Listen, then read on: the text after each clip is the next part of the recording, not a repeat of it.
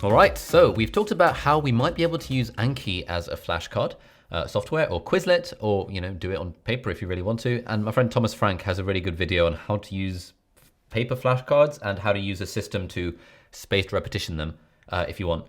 But to be honest, he made that like 4 years ago, before the flashcard app thing was like a really big deal. So I'd fully recommend using an app for that.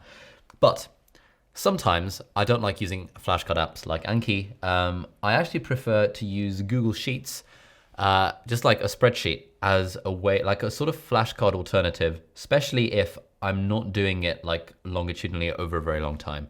I think Anki is fantastic if you're able to put in the time to do it consistently over the long term. But for example, for my final year exams, final year OSCEs, which are clinical exams where we have to kind of talk to the examiner and basically show off our knowledge to the examiner. For that, I only really started preparing about 2 months before the exam. And I think that wasn't enough time to do everything properly in Anki. So what I did instead was use Google Sheets as a sort of flashcard alternative. And I've done a YouTube video exploring this, but I'm gonna put it in this video just for completeness, because I think this is actually quite a good technique. And I've had messages from loads of students saying that, oh wow, I've started using your Google Sheets technique as a flashcard alternative. But equally, I've had lots of messages from students saying, oh, I tried out your Google Sheets method, but to be honest, I prefer Anki. And that's completely fine. Like, as long as we're using active recall and spaced repetition in whatever study technique we're using, it doesn't really matter if it's Google Sheets or if it's Anki or whatever. So in a minute, I will include the Google Sheets video here so you can have a look through that method if you haven't seen it yet. But just a quick note, I always use Google Sheets rather than Microsoft Excel, because Google Sheets is free, it's quick, and it loads on any device, whereas Microsoft Excel like takes ages to open up. It's a big, heavy, lumbering piece of software, and I suppose now they've got support for different devices, but I mean, if I'm at work, for example, and I want to do some quick revision, I can literally just go on Google Sheets on the web, whereas I can't open up Excel on the work computers. And there's all sorts of reasons why I use Google Sheets rather than Microsoft Excel. But yeah, here is the video where I will now talk about Google Sheets. I hope you enjoy it. If you haven't seen it already, I think you'll hopefully learn something from it. Thank you. So we're going to jump in and I'm going to show you the Google Sheet that I used to revise for my final year medical school exams at Cambridge a few months ago. And I'll just kind of explain how it works. Okay, so here we have the Google Sheet, and you can see along the bottom, I've got all the various different subjects. So abdomen, cardiovascular examination, the respiratory examination, neuro, endocrine, derm, GALS, which is a musculoskeletal thing. It doesn't matter. The point is the subjects are along the bottom. And then the structure of the sheet is based on having questions in column A and answers in column B. And it's pretty much that simple. So let's look at my liver disease little category, and I've got loads of questions for myself. Causes of hepatomegaly, which means a big liver. What might be evidence of decompensation in liver disease? What investigations would you like? Complications of cirrhosis, classification of cirrhosis, causes of ascites, which means fluid in your abdomen. How do we treat ascites? All these various questions about liver disease. And the cool thing is I've written the answers in column B, but I have colored them in font color white. So I've wrote them obviously with font color black so I could see what I was doing. But then once I've written the answer, I, text color white, which means when I'm looking through the spreadsheet, I can't see any of the answers, and therefore this is active recall. When I see a question, I have to actively retrieve the information from my brain, which, as we mentioned earlier, and in all of my previous study videos, is the single most efficient study technique. So that's the whole point of this method. It's just about having questions and answers. And this is kind of like flashcards. It's like having, the front of a flashcard as column A and the back of the flashcard as column B. But I just think this is a nicer way to look through a topic. And we'll talk more about exactly why I like this method later on. But that's pretty much the method. Questions in one column, answers in the other column. Also, you'll notice that I have color coded some of these. So it's pretty straightforward. Green means I'm pretty sure I know the answer, or I knew the answer 6 months ago when I was doing these exams. I don't think I can remember the answers to a lot of these, but I'll do some spaced repetition and active recall of this particular spreadsheet later on. Yellow means I wasn't very good, but I sort of half knew the answer. And there's a few red ones down here. What are some problems following transplantation? That I clearly didn't know the answer at all. And sometimes I use orange for a middle ground. And towards the end of the revision period where it came to exams, I was doing this thing where I would hide some columns that I didn't need, so between here and here. Yeah, so there's quite a few green ones, but I don't need to go through all the green ones, so I can just hide these two columns. And then you end up cleaning up your spreadsheet over time. And then, if you do want to have a session or an hour or two where you're just going through every single question, you can just bash through them. And this is the Google Sheets method for active recall. I hope you enjoyed it. Now let's talk about exactly why I use this instead of flashcards. Okay, so why do I use Google Sheets instead of flashcards?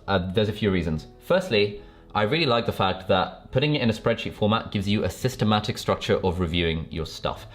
Flashcards are good because they tend to randomize the order in which questions are asked, which is good because it means that you're having to dredge up information that's in different topics. And there is this thing in efficient studying that, interleaved practice, that the more you learn from different categories, the more likely you are to remember it. But I'm not a massive fan of that, especially within medicine and a lot of other subjects where the sort of recall you're going to be asked to do is going to be systematic. Like, let's say I see a patient who has a stoma in their abdomen. I'm going to be asked questions about the stoma. They might ask me what the complications of stomas are, like the question over here. They might ask me about different indications for a stoma. They might ask me what a Hartmann's procedure is. This is all stuff related to a stoma.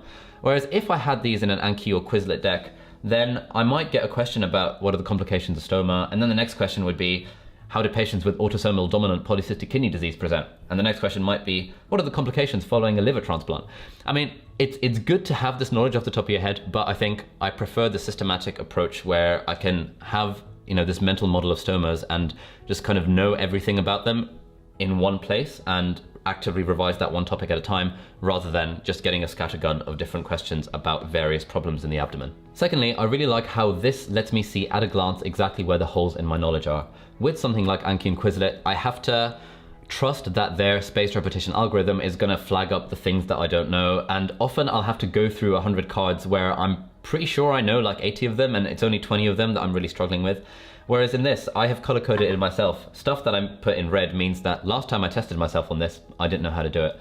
So that's the stuff I'm going to do first. And if I just scroll through the Abdo exam, I see there's quite a few red, yellows, and oranges. So I'm going to spend some time on this today. And I don't think, oh yeah, cardio exam, there's more green and yellow here. There's a few reds, so I'd be looking at these reds.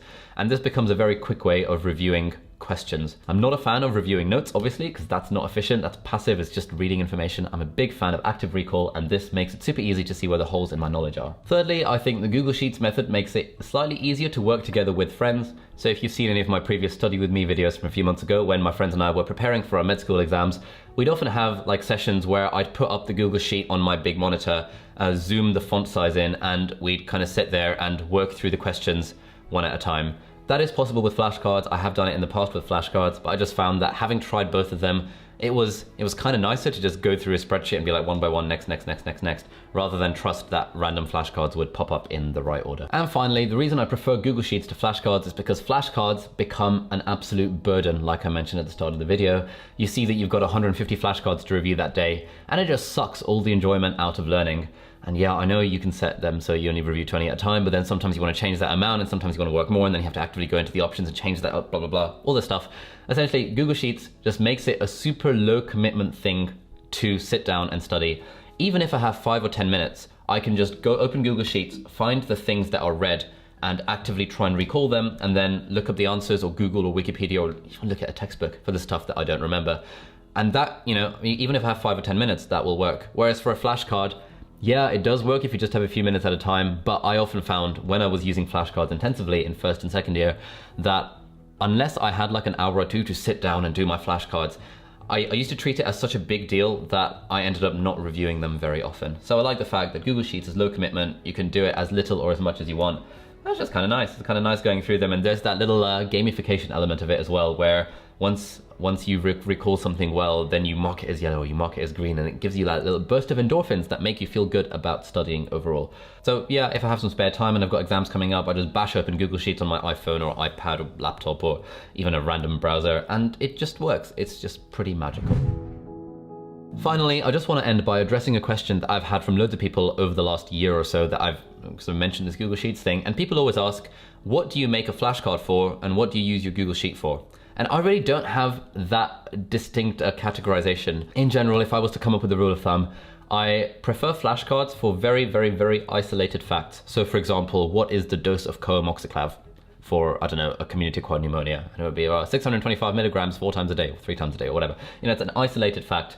What type of virus is a flavivirus? It's a double-stranded DNA, RNA virus that does blah, blah, blah. Discrete, isolated facts.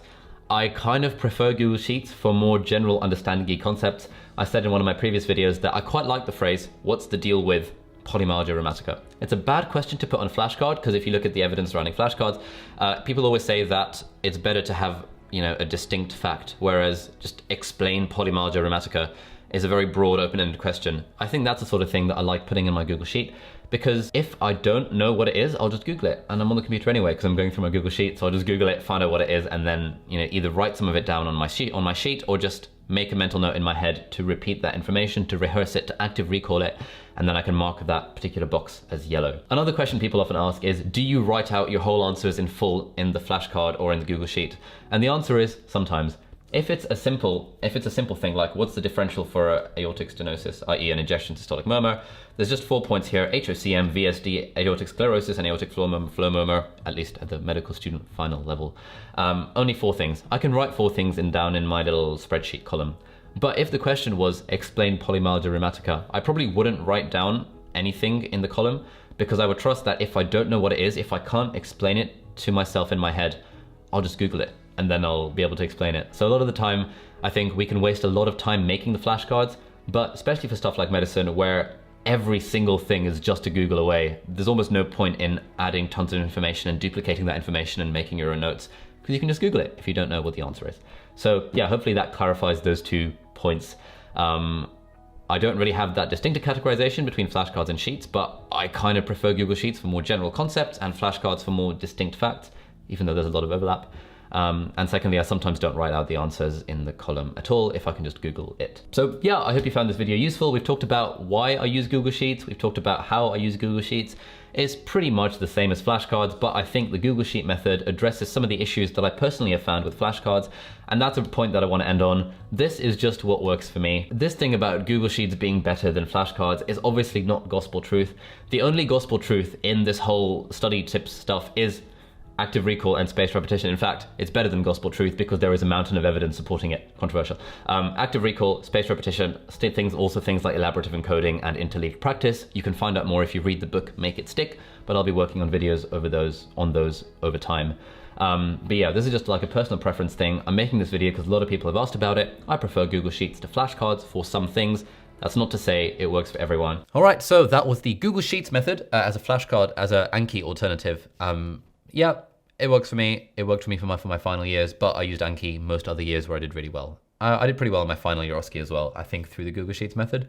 But to be honest, anything that we do that involves spaced repetition and active recall is pretty much bound to work. So yeah, thanks for watching, and I'll see you in the next video. Bye-bye.